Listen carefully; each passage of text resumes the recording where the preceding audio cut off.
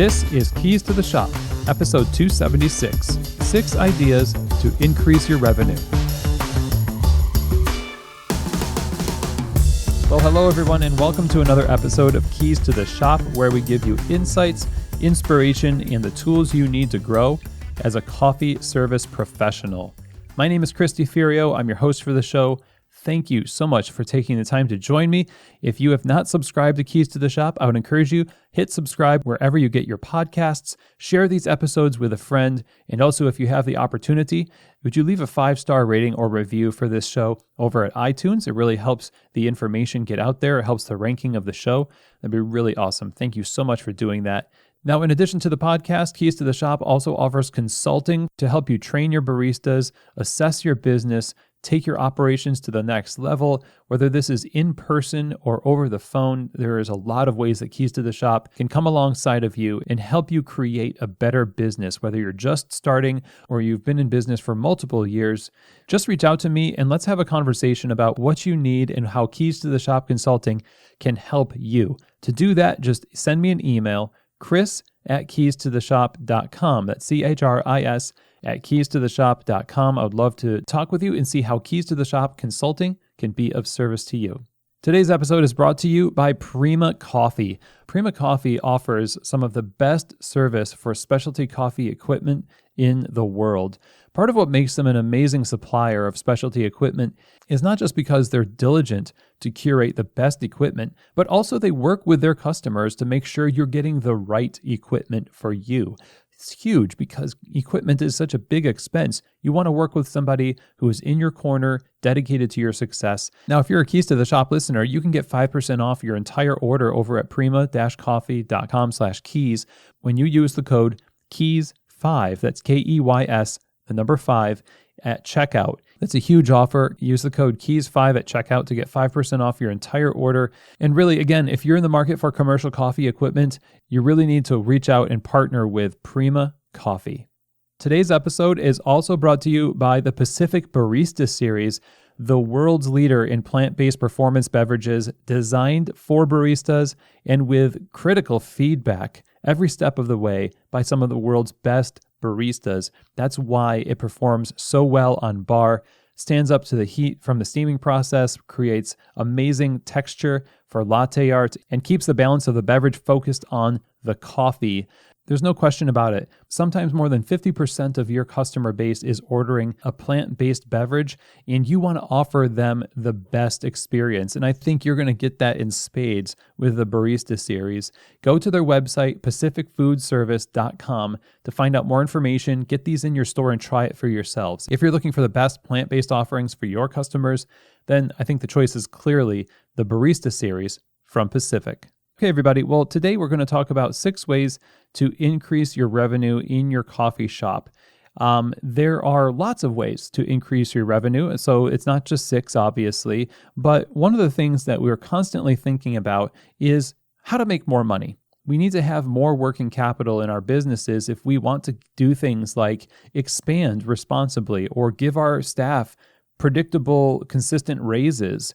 If we even just want to have money to make equipment repairs, there's no end to where we can think about needing to spend the money, but wondering, maybe there's ways that I can either save or make money. But then we're stuck wondering, well, how do I do that? And there's lots of ways that people try that I don't think are necessarily the best ways, especially I've talked about on the show before, how we don't want to get into that realm of just offering discounts right away and specials where you end up, it's like if you go to Kohl's, everything's always 50% off, which effectively means nothing is 50% off. It's turning into a thrift store, basically. And you don't want your business to turn into a thrift store. You want people to respect what you offer. You want to charge what's necessary to charge to make a profit. You don't want to come off as really desperate in the way that you pursue increasing the revenue in your business. So over my 20 plus years in the retail coffee industry, as well as in consulting, I have seen a lot of different tactics. And I think that these 6 things are some of the most important and are the first places that you should look when you're seeking more revenue, more profitability in your business. So the first thing we're going to talk about is service and speed. There are a lot of coffee bars who just assume that how they are right now in terms of their workflow and the way that they treat their customers during the customer service experience is as good as it's going to get. But we leave a lot of growth opportunity on the table when we don't optimize our service and our speed. So let's talk about service to begin with. Service has to do with really having a plan for how you welcome the customer into the space. We want an engaged staff. We want to make sure that people are being paid attention to. Constantly talk about this on the show, how customers make interpretations of their experience and then create future plans to either come back or not come back based on their experiences. If we are not fine-tuning our service, if we're not preemptively planning how we are going to wow people with a service experience, then we're missing out. That has to be like the number one thing that is on our mind and that we are observing either passively in the cafe space itself or from behind the counter as a worker in the cafe. If you're not focused on your service, then your service is probably suffering. And the bad news is your customers aren't going to be as forthright with you as you would like them to be. Even if you ask them how things are, people like being polite and they will not tell you exactly what they think. Rarely will people do that. You've got to be open-minded enough to really assess how the service experience is actually going down right now in order to tweak it to make it an amazing one.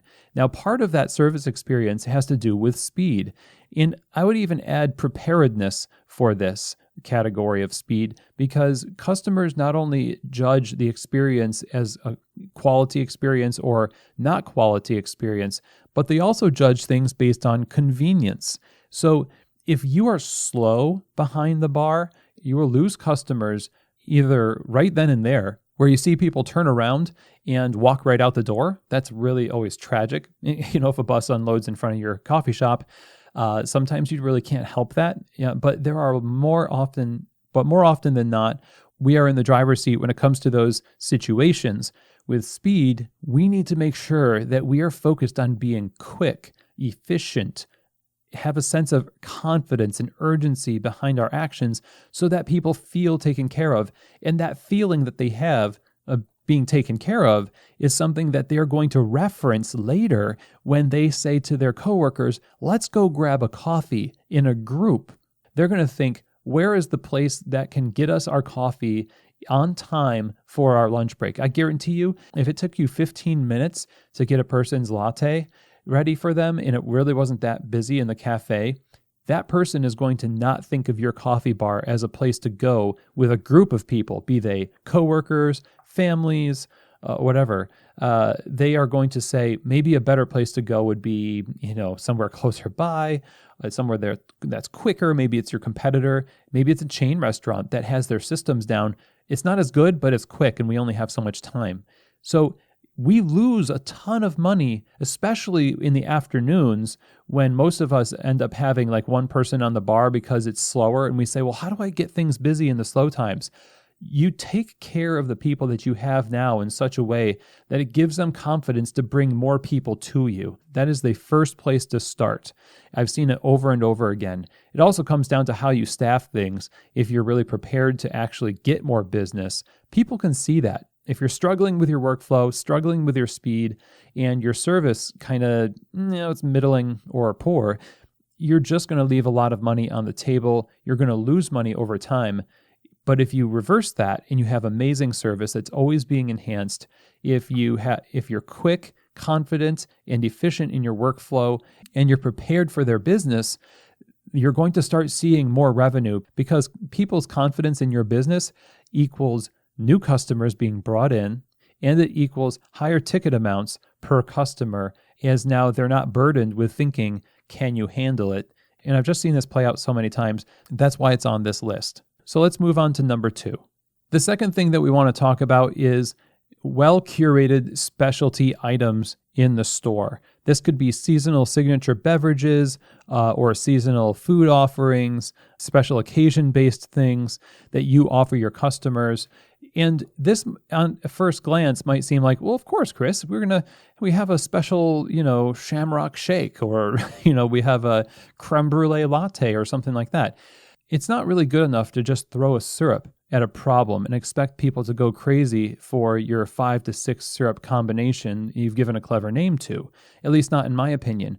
The reason why is because anybody can do it. It's really not a differentiator for you. Your competitors could easily buy the same syrup, combine the same things, so you're doing a turtle mocha. Well, everybody is doing that. How can you be unique? But not just how can you be unique? How can you execute this in a way that builds anticipation and communicates well to your staff and to your customers that it's coming? Announce it ahead of time on Instagram, on Facebook, talk about it, show a little video of it being made in slow motion.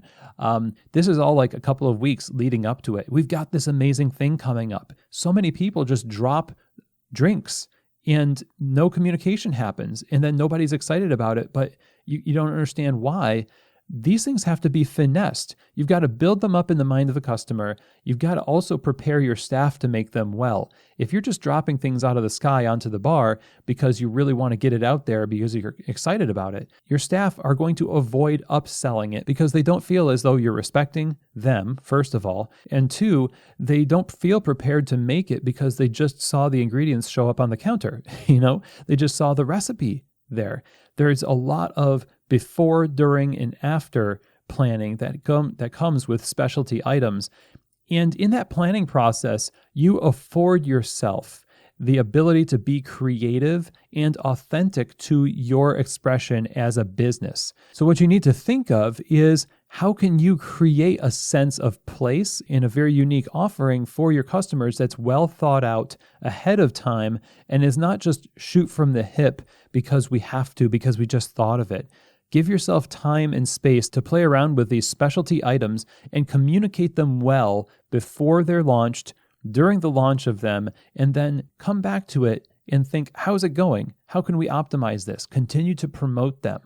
I see so many people that don't use their Instagrams, they don't use their social media to promote what they have in the store. In my opinion, you should be using, half of the time you should be using your Instagram to promote your community and your vision and values as a company. And the other half you should be using to promote the business of what you're offering, your beans, your drinks, information about those two things, food. So if you execute well-curated specialty items in a very communicative way and resource your people to do it well, you're going to see a lot more money from these efforts than if you're just kind of Google searching cool ideas for St. Patrick's Day and then dropping them into the cafe and wondering why it wasn't that successful. So number 3 way to increase your revenue is to pay attention to cost and inventory. How this pans out is usually one of 2 ways. So let's first talk about cost, because we were talking about specialty items. If it costs you $2 in ingredients to make a $3.50 specialty drink, that's not worth putting on your bar. You should be looking at 25% cost of goods for your beverages and 25 to 30% for your food. And if you can get lower than that, then by all means, you should. There is a point at which you start to damage the quality of something when you get too low with cost of goods. Just the same as if you try to get something like below 20% labor in your coffee shop and you realize that your customers are not being served very well because you don't have enough staff. It's the same thing here. So you have to figure out, how much is this going to cost to make in mass? So I used to run a competition in a coffee bar where I was a GM.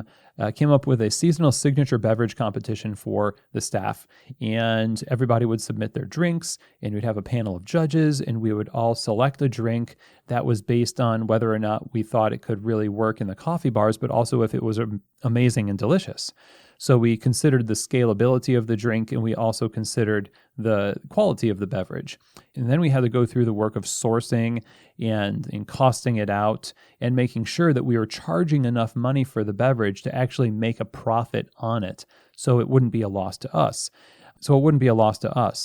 The other part of this is inventory. Inventory is one of 2 things. You either don't have enough of it or you have way too much. I rarely see people have the middle, where they have the right amount, right? Or you might not even have an inventory process in place where you're tracking inventory. Too little inventory and you run out of things. And if people see that you run out of something, they're going to stop ordering it, or they're just going to go get it somewhere else that offers it. Oat milk is obviously the classic example right now. I've said before, I think Oatly is like Bitcoin right now. I wouldn't be surprised if there's alleyway deals happening for people trying to get that product in their store. It's really not worth not having oat milk in your store. You should look into something like, Pacific has awesome oat milk. Full disclosure, they're a sponsor of Keys to the Shop. But the value there is that you should have what you offer your customers on your menu. You should have it. You should have vanilla if you offer a vanilla latte. You should have chocolate if you offer a mocha or a hot chocolate. When you start running low on your inventory and you don't have control on that, people will stop ordering that beverage and you will start to lose money. If you have really good inventory control, you're not going to over-order and you will save yourself money in the long run. And that's just as good as making money. If you've got 2 or 3 boxes too many of cups, lids, straws, whatever else, these things are going to run into the thousands of dollars that now you don't have access to as a business to make an emergency repair on your decaf grinder on Saturday. It really translates to that. That's where we're missing a lot of this money. We have it tied up in inventory, or we're losing money because we have so little inventory, we're running out, and we're pushing customers away. So pay attention to your cost. Make sure you're going to make money on this drink or food item or whatever, and also pay attention to your inventory. Both of those things should have a process behind them, a system that you work to stay on top of them. Okay, so number 4 on our list of 6 ways to increase revenue in your shop, retail design and support services. So let's break this down. You sell whole bean coffee. You sell shirts, grinders, filters, various types of merch out there. Now, first, what I'm not talking about is how you design the actual labels or items, although that does play into how attractive they are to customers. What I'm talking about is the actual physical placement of the things for sale. And the thing that you need to pay attention to here is how customers pay attention. First thing the customer does is look for a safe place in your coffee shop, especially if they're a new customer. But even if they're an old customer, they've been accustomed to their pattern of walking up to the register or queuing in the line.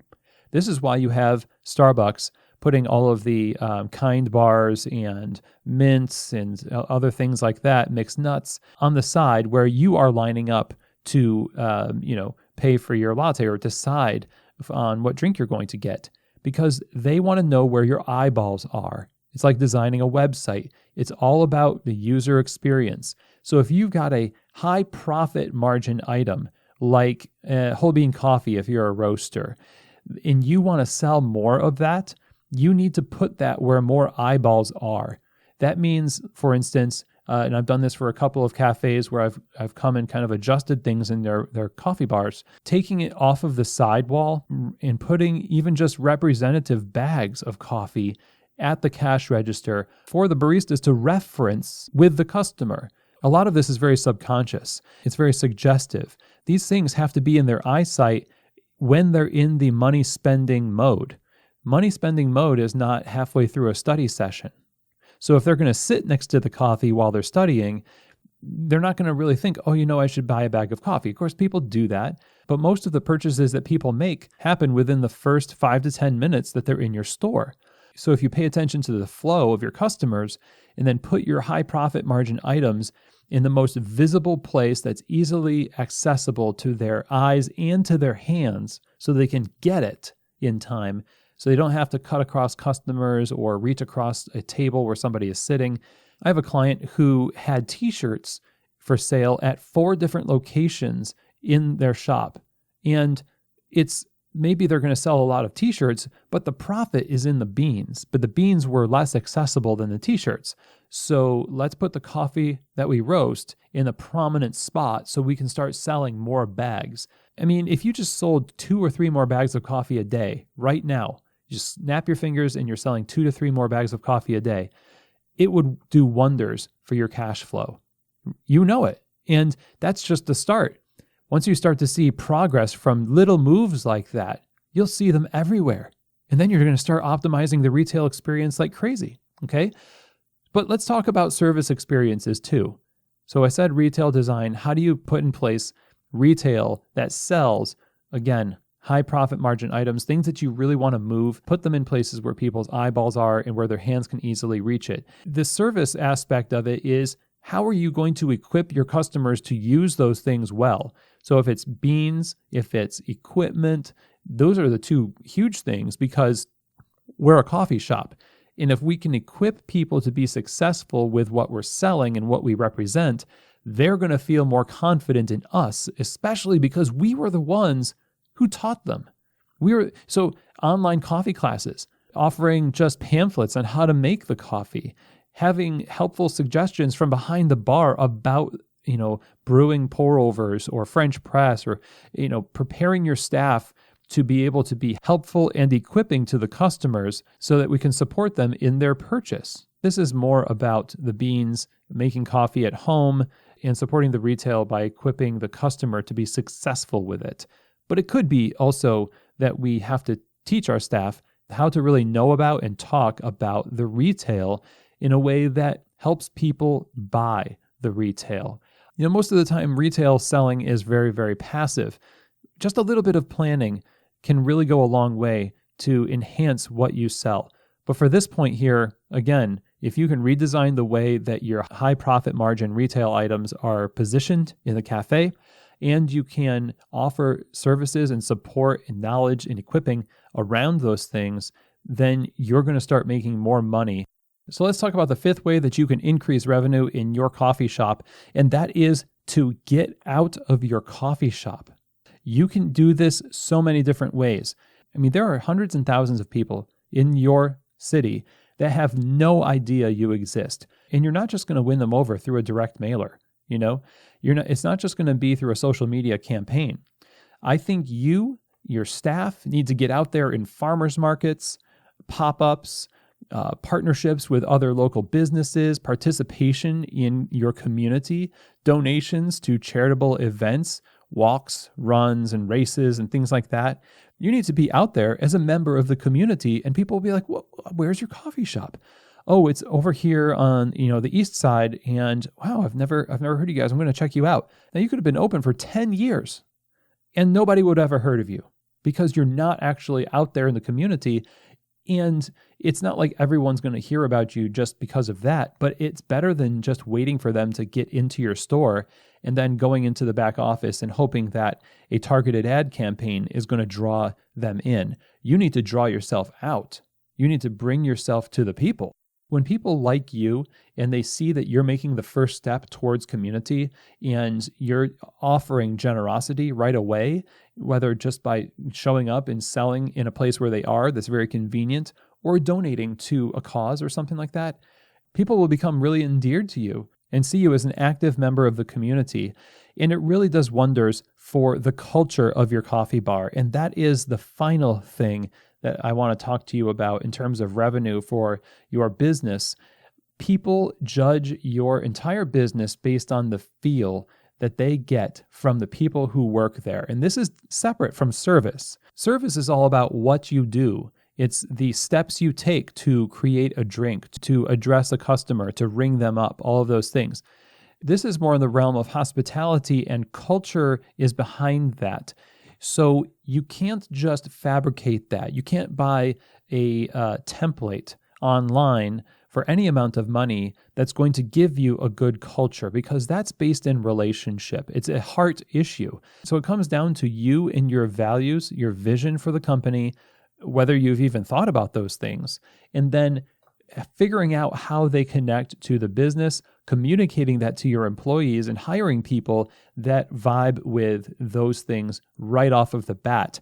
Together, what will happen is you will start to attract other people from the community as customers who are attracted to that kind of culture.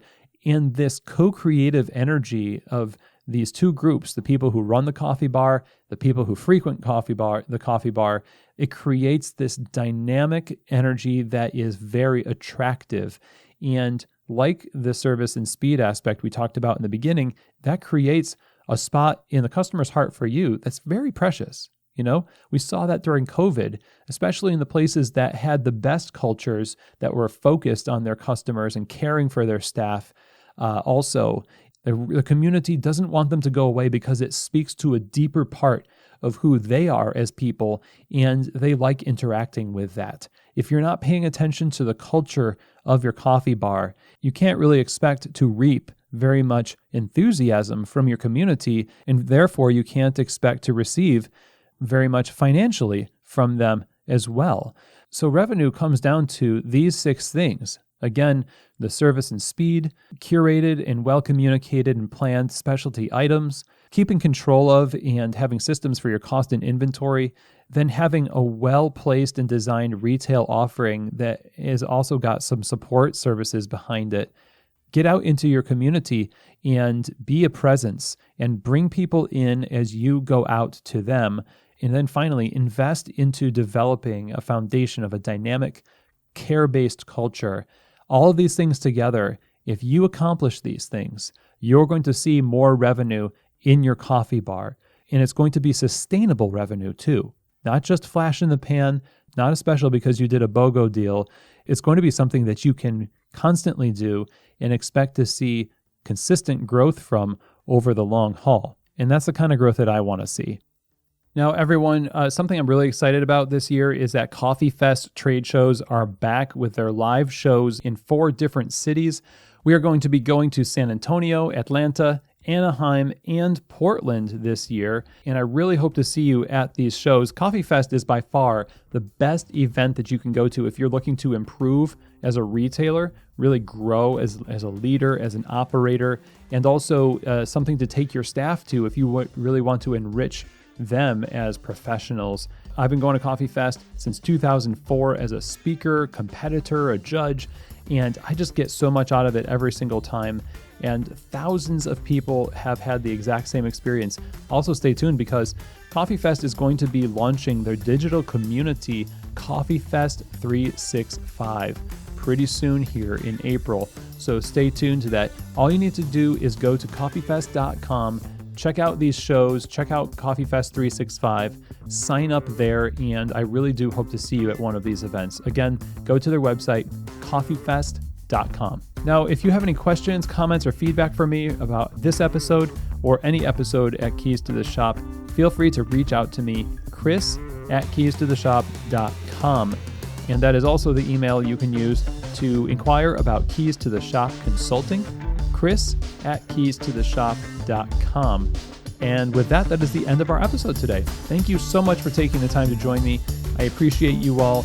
And as always, I hope that this episode has truly given you keys to the shop.